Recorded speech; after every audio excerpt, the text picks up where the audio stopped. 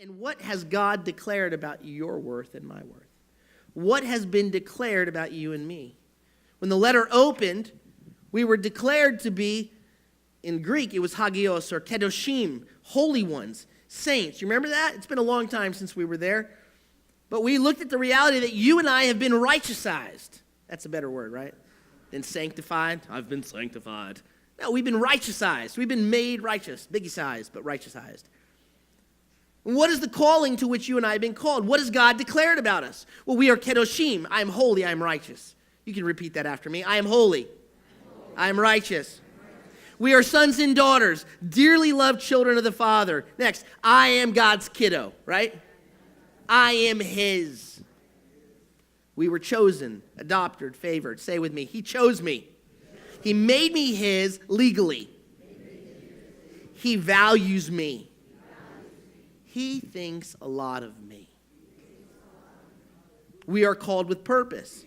There is an assured hope to our calling. He has meaningful purpose for me. Yeah, I put it up there so you can go with me. Keep going with me here. There we go. Stay with me. We are treasured. Next, I am a limited edition.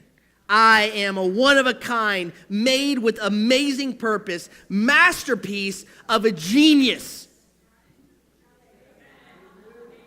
who knows what he's doing. Stop putting down what he made and said is beautiful.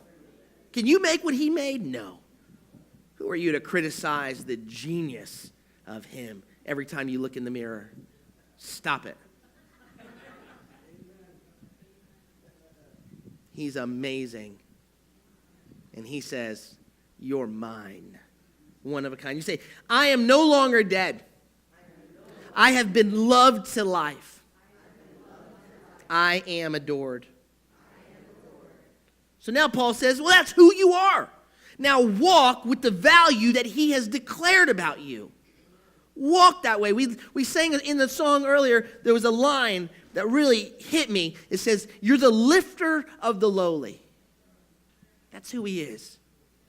He's my glory. He's the lifter of my head. When I walk like this, he says, hey, you know, the whole lift up your chin. He says, do you know who you are?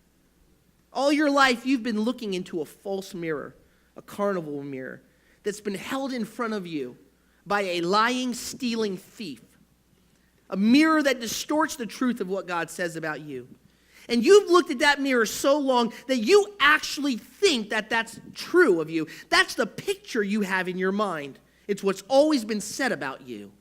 Rather than what God says about you, it's what you've said about you. It's what others have said about you. Rather than saying, here's what God says about me.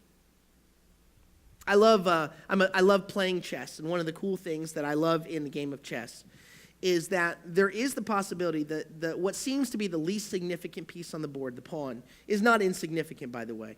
But one of the things that I love is that if you can find a way, if you can get a pawn across to the other side of the board, right, that pawn becomes a queen. That pawn becomes the most powerful piece on the board. So having been transformed from a pawn into a queen, if that piece now continues to act as a pawn, that piece will never accomplish what its value is now. If it keeps moving, now you can move every direction as far as you can go.